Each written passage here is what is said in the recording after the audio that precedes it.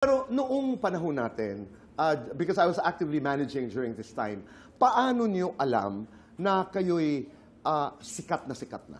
Oh, well, una-una, lagi mong naririnig yung kanta mo sa radyo. No?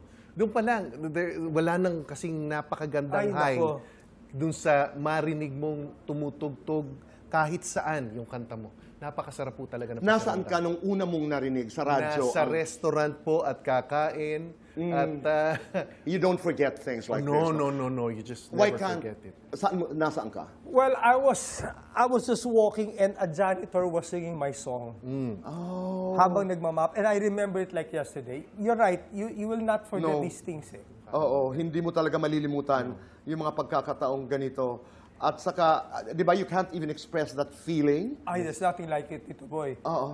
Alam mo, generation namin, of course, gusto natin ng hanap buhay, but yung marinig lang namin, sarili namin sa radyo, that was it, you know? That's why we just signed contracts before.